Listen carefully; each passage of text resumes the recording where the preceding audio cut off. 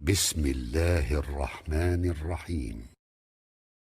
Bir vaqt bir Hudaý Taala'ň gowurýan bendeleriniň birisi öýünde däni öýünde eýwanyna oturulmuş kellesini aşaýsallap narahat bolup.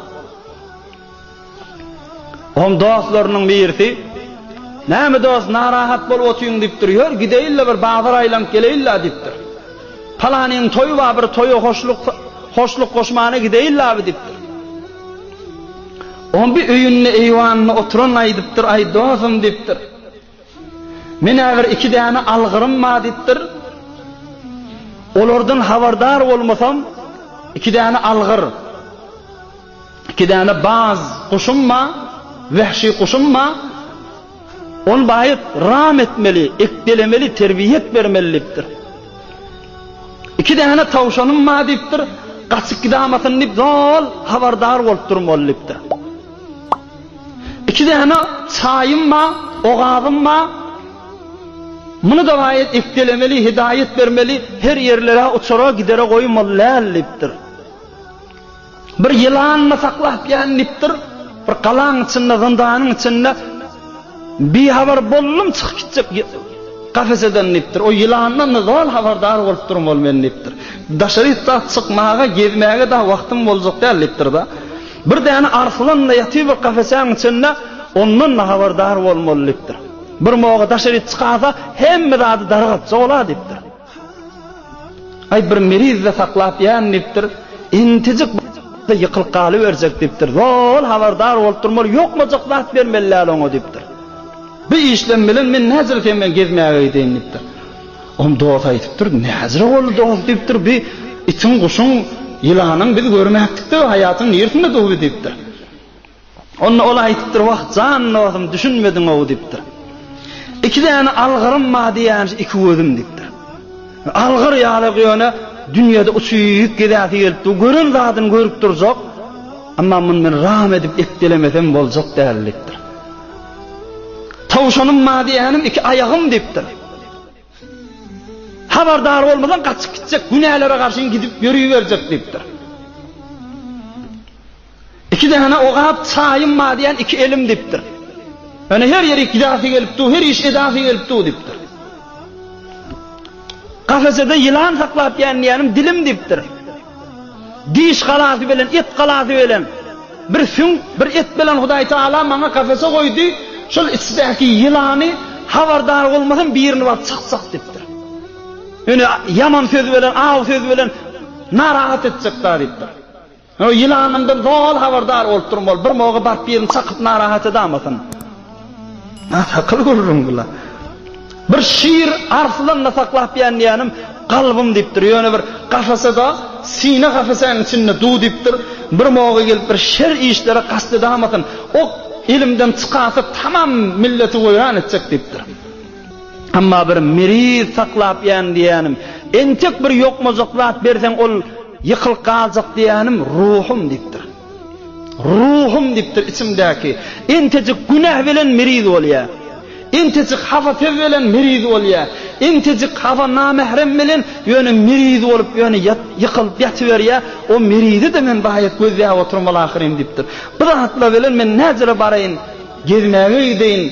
Hasla bir günah baýerlere men näzire baraýyn" diýipdir. Hudaý Taala göz beripdir, gowzatlar görmäne, kulak beripdir, gowzatlar eşitmäne, dil beripdir, gowsözler keplemäge. "A'udhu bika min şerri sam'i ve min şerri basari ve min şerri lisani ve min şerri nefsi ve min şerri maniyyi." El-hadis ravahu Tabarani. Peygamberimizden hemce dua edermiş.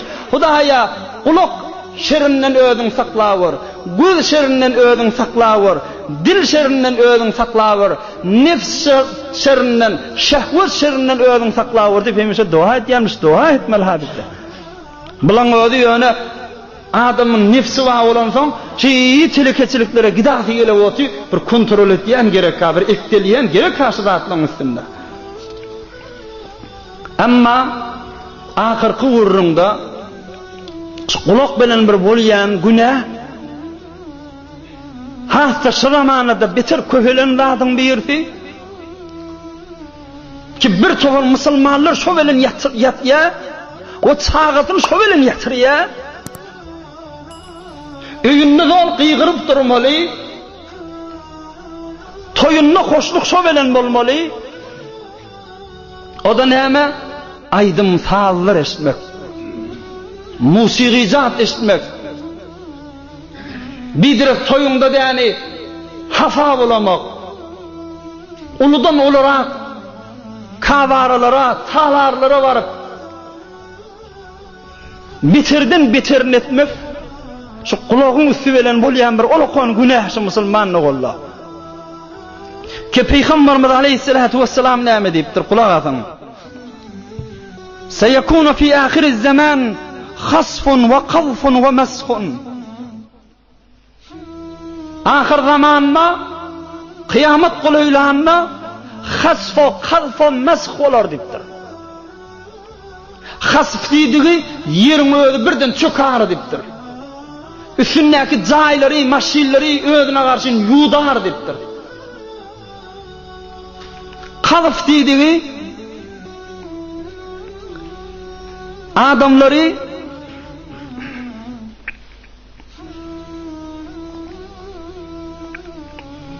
göğünden bir daşların yağmaklığı, afat bolup bir daşlar üstünden yağmak kıyamattan önce bolar diýipdir.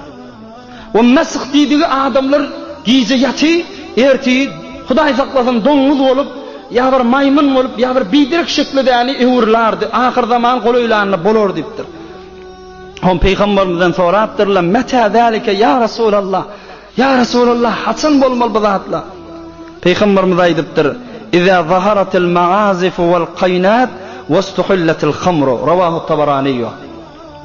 Her wagt bidirek aydym sazlar, tamdyralar, bidirek musiqi zatlar adamlaryň artynda ýaýra berse, we şarap hariler su ve çay direğini içiliverse, halal ýaljak görülse, şomoga şıratlar adamlaryň üstünden geler diýipdir musulmanlyk bolla.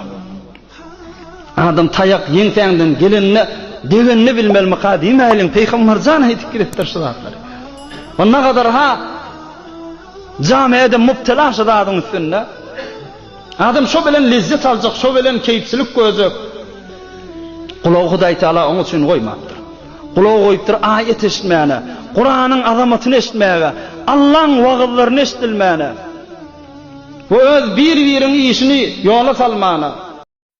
برای مشاهده ویدیوهای بیشتر به کانال یوتیوب سخنرانی های علمای ترکمن سر بزنید، مشترک بشید و منتشر کنید، اجر ببرید.